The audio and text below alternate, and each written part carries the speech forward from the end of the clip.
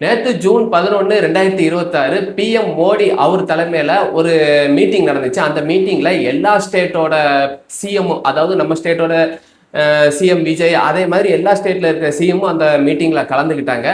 அந்த மீட்டிங்கோட பேர் என்னன்னா நிதி ஆயோக். இந்த மீட்டிங் வந்து கிட்டத்தட்ட 2014 இருந்தே நடந்துட்டு வருது. இந்த மீட்டிங் எதுக்காக நடத்துறாங்கன்னா, அதாவது நம்ம மோடி வந்து 2014 வந்து ஆட்சி அமைச்சாரு. அந்த இதுல இருந்தே இந்த மீட்டிங்கை நடத்திட்டு இருக்காங்க. அதாவது எதுக்குன்னா 2047 இந்தியாவை வந்து ஒரு வல்லரசு நாடு ஆக்கணும். அதுக்காக தான் இந்த மீட்டிங்கை வருஷம் கண்டக்ட் பண்றாங்க. இந்த மீட்டிங்ல என்ன நடக்கும்னா, எல்லா ஸ்டேட்டோட சிஎம்ஐயும் கூப்பிட்டு உங்க ஸ்டேட்டுக்கு என்னென்ன தேவை இருக்கு, உங்க ஸ்டேட்டுக்கு எவ்வளவு ஃபண்ட் ஒதுக்கணும் அப்படிங்கிற மாதிரி கேட்டு அவங்களால முடிஞ்ச ஃபண்டை வந்து ஒதுக்குவாங்களா. அவங்க கேட்ட கோரிக்கைகளை வந்து செயல்படுத்த முடிஞ்சா அவங்களுக்கு செயல்படுத்தி கொடுப்பாங்களாம். இதுக்கு வந்து ஹெட் வந்து நம்ம மோடி தான். இதுல வந்து எல்லா ஸ்டேட்டோட சிஎம்மும் கலந்துக்கிடுவாங்க. இந்த மீட்டிங்ல ஒவ்வொரு ஸ்டேட்டோட சிஎம்க்கும் கரெக்டா 10 நிமிஷம் தான் கொடுப்பாங்களா. அந்த 10 நிமிஷத்துல அவங்களுக்கு தேவையானதை பேசிக்கிட்டு வாங்க முடிஞ்சா வாங்கிக்கணுமா.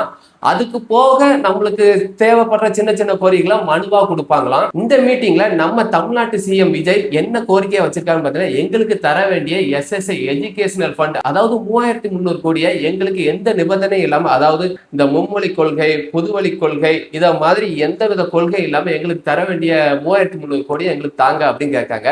இந்த 3300 கோடி என்னன்னா, அதாவது இப்ப நம்ம ஜிஎஸ்டி கட்டுறோம்ல, 18% ஜிஎஸ்டி கட்டுறோம். இதுல வந்து 3% வந்து அந்த ஸ்டேட்டோட எஜுகேஷனல் ஃபண்டுக்காக போகும்.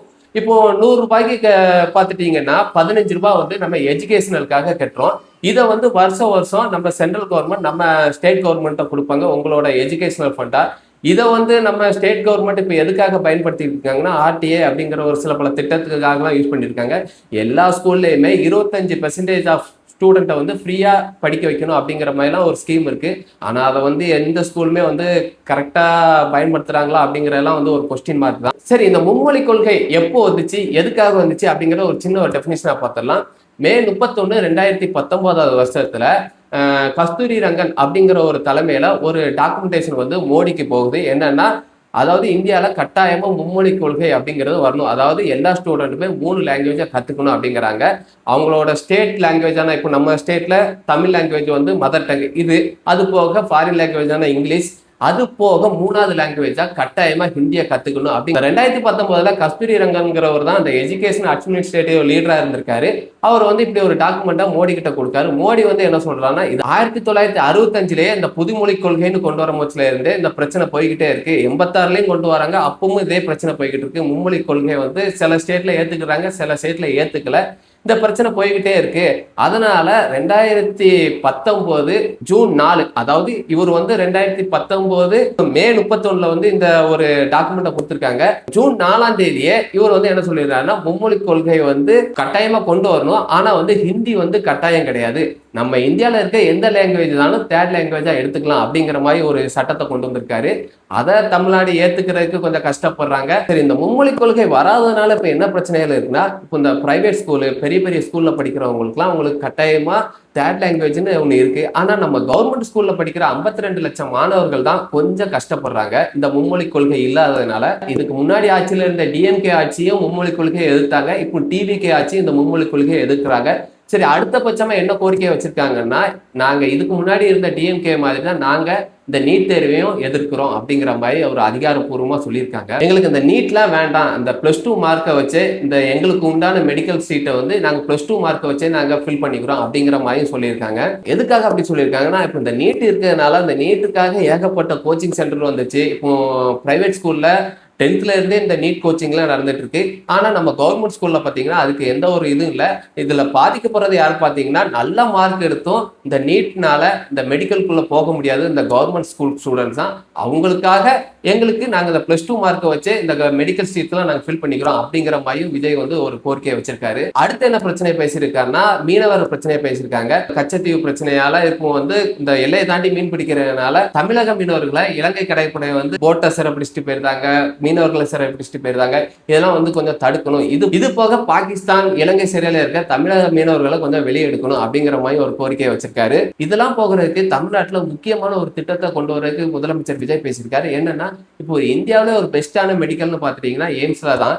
அது வந்து இப்போ தமிழ்நாட்டுல எங்கேயுமே இல்லை. மதுரையில் அமைக்கிறதுக்காக அந்த திட்டத்தை வந்து செயல்படுத்திட்டு இருக்காங்க. இது போக எய்ம்ஸ் வந்து எங்களுக்கு கோயம்புத்தூர்லயும் வேணும், அப்படிங்கிற மாதிரி ஒரு கோரிக்கை வச்சிருக்காரு. எதுக்காகனா இப்போ சென்னையில பார்த்துட்டீங்கன்னா பிரைவேட் செக்டர்ல நிறைய பெஸ்டான மெடிக்கல்லாம் கிடைக்குது. தெற்கு மண்டலத்துக்கு பார்த்தீங்கன்னா எய்ம்ஸ் இன்னும் கொஞ்ச நாள்ல மதுரையில வரப்போகுது. அப்ப இருந்த சென்னைக்கு அப்புறம் மதுரை தான் ஒரு பெரிய சிட்டியா இருந்துச்சு தமிழ்நாட்டுல. மதுரைக்கு வந்து சென்ட்ரல் கவர்மெண்ட் எந்த ஒரு பெரிய திட்டத்தையும் கொண்டு வரல. அதுக்காக தான் எய்ம்ஸ்ங்கிற ஒரு மருத்துவ திட்டத்தை கொண்டு வந்திருக்காங்க. அதே போல எங்களுக்கு கோயம்புத்தூருக்கும் வேணும் அப்படிங்கிற மாதிரி முதலமைச்சர் விஜய் பேசியிருக்காரு. இதுக்கு என்ன சொல்லியிருக்காங்கன்னா, நீங்க கோயம்புத்தூருக்கு மட்டும் எய்ம்ஸ் ஓகே சொல்லிட்டீங்கன்னா அடுத்த கட்ட நடவடிக்கையா அந்த மருத்துவமனைக்கு தேவைப்படுற இட ஒதுக்கீடுல நாங்க வேலையை ஆரம்பிச்சிடும் அப்படிங்கிற மாதிரி ஒரு கோரிக்கையை வச்சிருக்காரு. அடுத்த கோரிக்கையா செங்கல்பட்டுல இருந்து திருச்சி வரைக்கும் இருக்கிற 4 வழிச்சாலையா 6 வழிச்சாலையா மாத்தணும்னு சொல்லியிருக்காரு. அடுத்தபட்சமா சென்னையில இருந்து கன்னியாகுமரி வரைக்கும் இருக்கிற ரயில் பாதைகளை அதிவேக ரயில் திட்டமா மாத்தணும், அதாவது ஹை ஸ்பீட் ரயில் காரிடாரா மாத்தணும் அப்படிங்கிற மாதிரியும் கோரிக்கை வச்சிருக்காரு. இதை விட முக்கியமான கோரிக்கை ஒண்ணு வச்சிருக்காரு. அந்த கோரிக்கை என்னன்னா, இப்போ நவீன இந்தியாவில மதசார்பற்ற இலக்கியங்களுக்கு முன்மாதிரியா வழங்குற என்ன நூல்னு பாத்தீங்கன்னா திருக்குறள் தான். நம்ம திருக்குறளை தேசிய இலக்கியமா அறிவிக்கப்படணும் அப்படிங்கிற மாதிரி ஒரு கோரிக்கையை வச்சிருக்காரு. சரி, இந்த பிரச்சனை எல்லாம் இதுக்கு முன்னாடி ஆட்சியில இருந்த டிஎம்கேவும் கோரிக்கையா வச்சாங்கன்னு பாத்தீங்கன்னா அவங்களும் வச்சிருக்காங்க.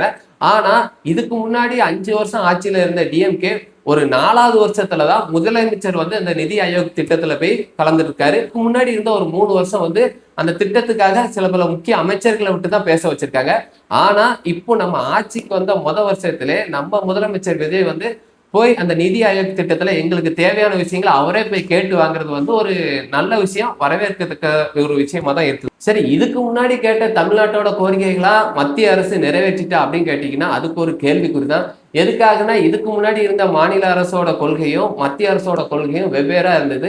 அது மட்டும் இல்லாம மாநில அரசா இருந்த டிஎம்கே மத்திய அரசை ரொம்பவே விமர்சனம் செஞ்சுட்டு இருந்துச்சு. ஆனா இப்ப இருக்கிற தாவேக்காவோட கொள்கையும் மத்திய அரசோட கொள்கையும் வெவ்வேறா இருந்தாலும் அந்த அளவுக்கு தாவேக்கா மத்திய அரசை வந்து விமர்சிக்கல. இதுக்காக நமக்கு கிடைக்க வேண்டியது கிடைக்குமா அப்படின்னு நம்பிக்கை வைக்கலாம். அதனால இந்த நிதி ஆயோக் கூட்டத்துல நம்ம முதல்வர் மோடி கிட்ட வச்ச கோரிக்கைக்கெல்லாம் மோடி அரசு செவி சாய்க்குமா அப்படின்னு பார்க்கலாம். சரி, இந்த 2026 நிதி ஆயோக் கூட்டத்துல நம்ம தமிழக முதலமைச்சர் என்னெல்லாம் ஒரு முக்கியமான கோரிக்கை அங்க வச்சிருக்காரு அப்படிங்கிறத டக்குன்னு பாயிண்டா பார்த்துடலாம். ஃபர்ஸ்ட் எஸ்எஸ்ஏ, அதாவது எங்களுக்கு எஜுகேஷனல் ஃபண்டா வர வேண்டிய 3300 கோடியையும் மும்மொழி கொள்கையோ புதுமொழி கொள்கையோ அப்படிங்கிற எந்த ஒரு கொள்கையும் இல்லாம எங்களுக்கு வருஷம் வர வேண்டிய ஃபண்டை எங்களுக்கு அமைச்சு வைக்கணும் அப்படிங்கிற மாதிரி கேட்டிருக்காங்க.